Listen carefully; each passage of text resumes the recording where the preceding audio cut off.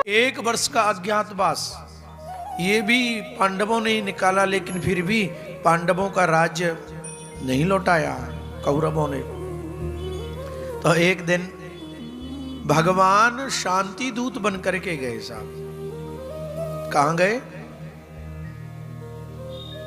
जोर से बोलो। शांति दूत बन के कहां गए भगवान? है हस्तिनापुर दुर्योधन के पास, जहां दुर्योधन रहता था, वहां भगवान जा रहे थे। तभी वहां द्रौपदी आ गई है और द्रौपदी ने आकर के कहा, हे कृष्ण, मैंने सुना है आप शांति दूत बनकर के पांडव और कौरवों में संधि कराने के लिए जा रहे हो, लेकिन याद रखना संधि कराने के लिए तो आप जा रहे हो, शांति कराने के लिए जा रहे हो, लेकिन आपको याद है ना जिस समय भरी सभा में वो दुर्योधन के कहने पर दुशासन मेरे केसों को पकड़ करके खींच करके भरी सभा में मुझे लेके आए था, मैंने उसी दिन से प्रतिज्ञा कर रखी है कि जब तक उस दुर्योधन के रक्त से मैं अपने केशों को नहीं सींच लूंगी, तब तक मैं अपने सिर की बेनी नहीं गूंथूंगी। अरे हे केशव, वो जांग याद है? वह बार बार दुर्योधन कहता था कि द्रौपदी मेरी जंघा पर आलिंगन कर, मेरी जंघा पर आलिंगन कर। तो हे मेरे कृष्ण, याद रखना मेरी जो प्रतिज्ञाएं हैं कहीं अधूरी न रह जाए, उस प्रकार से आप शांति का संदेश लेकर के जाना, मेरी प्रतिज्ञा कहीं अधूरी न रह जाए। जब इतना कहा, भगवान बोले, क्यों रुदन करती है?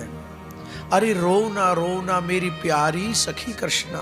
देखिए, आज यहां भगवान ने अपना एक नाम द्रौपदी को कृष्णा दे दिया, नामकरण कर दिया भगवान ने। बोले रोना रोना मेरी प्यारी सखी कृष्णा, अरे रोएंगी सब कौरव नारी, देख जो लीजो नैना। वह दुर्योधन दुशासन के तन, होंगे श्यार स्वान के भोजन। मैं आज करूं प्रण भुजा उठाए के, मेरे अटल ये बैना। अरे रोना रोना मेरी प्यारी सखी कृष्णा। रो नहीं कृष्णा, तू जैसा चाहती है वैसा ही होगा। और भगवान तो साफ शांति दूत बनकर के चल दिए। हस्तिनापुर में लोगों को विदित हुआ कि स्वयं कृष्ण आज दूत बनकर के आ रहे हैं। बड़ा नगर को सजाया गया है साहब। मार्ग के दोनों ओर हजारों हजारों लोग भगवान का स्वागत करने के लिए खड़े हैं, हाथ में पुष्पों की माला लेकर के, कोई पुष्प का गुच्छा लेकर के, अनेक अनेक भेंट लेकर के खड़े हुए हैं लोग। हमने तो देखा है कोई नेता आता है ना तो व्यक्ति बस फूल माला पहनाते हुए फोटो खिंचाता है या गुलदस्ता देते हुए। स्वागत करने के लिए गए, सब दौड़ करके जा रहे हैं, सब भगवान की ओर हैं। इस भीड़ में सबसे पीछे थी शुलभा, काकी विदुरानी। ये काकी विदुरानी भीड़ में सबसे पीछे थी और विचार करती है कि मुझ गरीब को आगे कौन जाने देगा। जहां इतने बड़े बड़े लोग हैं, मुझे कौन जाने देगा। साहब, सबकी दृष्टि कृष्ण के ऊपर, लेकिन मेरे कन्हैया की दृष्टि काकी विदुरानी के ऊपर थी। भगवान ने कहा कि विदुरानी तुम चिंता नहीं करना, ये सब मुझसे मिलने के लिए यहां पर आए हैं, लेकिन मैं तुमसे मिलने के लिए स्वयं तुम्हारी कुटिया पर आऊंगा।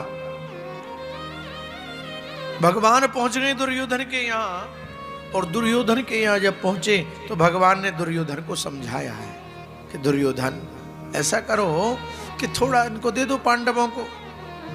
भगवान बोले कि चतुराई वही है जो थोड़ा दे करके अधिक को बचा ले, इन पांडवों को दे दो। दुर्योधन बोला क्या चाहते हो आप? बोले मैं 5 से ही राजी, मैं 5 गांव दे दो केवल पांडवों को, मैं इसी से राजी कर दूंगा पांडवों को, ज्यादा कुछ नहीं चाहिए। दुर्योधन ने विचार किया, कृष्ण ठीक कहता है, अगर 5 गांव देने से बात बनती है तो देने में कोई हर्जा नहीं है, कि व्यापारी था। व्यापारी लोग हर वस्तु में व्यापार खोज ही लेते हैं महाराज।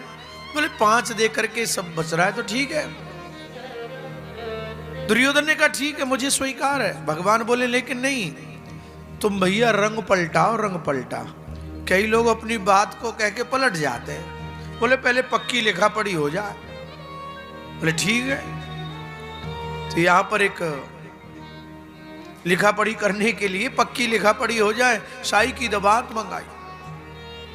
इसने अपने मामा जी को बुलाया दुर्योधन ने। इनके मामा जी कौन है? शकुनी मामा। बोले मामा जी। मामा जी ने कहा भांजे बता क्या बात है। मामा जी जरा शाही की दबात तो लाओ। शाही की दबात और कलम लेकर के अपनी जंघा पर रख ली मामा जी ने, और जैसे 5 गांव लिखने के लिए तैयार हुआ साहब, तो क्या हुआ, यहां शकुनी ने जो है शाही की दबात को गिरा दिया। और मामा जी बोले भांजे अब शगुन हो गया है, तू इसको 5 गांव मत लिख, नहीं तो सब गड़बड़ हो जाएगा। ये बहुत कृष्ण जो है ना, ये बहुत छल करता है, तू जानता नहीं है। उस बलि के यहाँ 3 पग भूमि लेने गया, लेकिन 2 पग में तीनों लोगों को नाप लिया। हाँ, इसका पैमाना अलग है। प्रेम से बोलो राधे राधे। राधे राधे। अजय भगवान ने ये 5 गांव कौन कौन से मांगे इनसे, यहां पर एक श्लोक बताया। इंद्रप्रस्थम यमं प्रस्थम अवंती वारुणम व्रतम देहि मे चत्रग्राम पंचमे मम हस्तनापुरम। भगवान ने ये 5 गांव मांग लिए साहब। दिल्ली, जयपुर, वाराणसी, उज्जैन इत्यादि, है ना, ये सब मांग लिए। तो यहां पर जब मामा जी ने मना किया तो दुर्योधन ने भी कह दिया कृष्ण मैं ये सब देने के लिए तैयार नहीं हूं। बोले सूचक ग्रह नैव दास्यामि बिना युद्धेन केशव। हे केशव, मैं बिना युद्ध के एक सुई के नोक के बराबर स्थान भी देने वाला नहीं हूं। तो जानते हो, भगवान बोले तो ठीक है, तुम युद्ध के लिए तैयार हो जाओ। लेकिन दुर्योधन ने कहा कि हे माधव, आप आए हो हमारे यहाँ, मैंने आपके लिए 56 भोग बनवाए, आप वो तो पाके जाइए।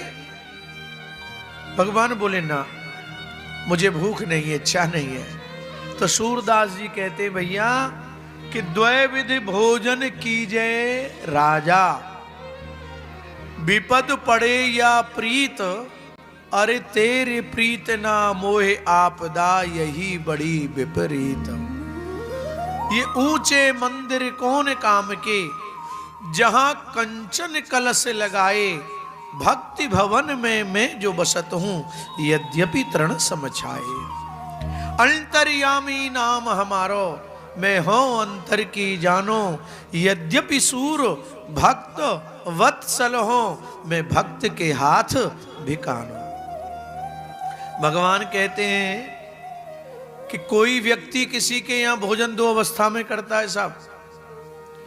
या तो किस अवस्था में करता है, या तो अभाव में। किसी के यहां भोजन 2 अवस्था में करता है व्यक्ति, या तो अभाव में और या किसी के प्रभाव में, या अभाव में या प्रभाव में। भगवान कहते हैं कि तेरे वो भाव नहीं है, जानते हो।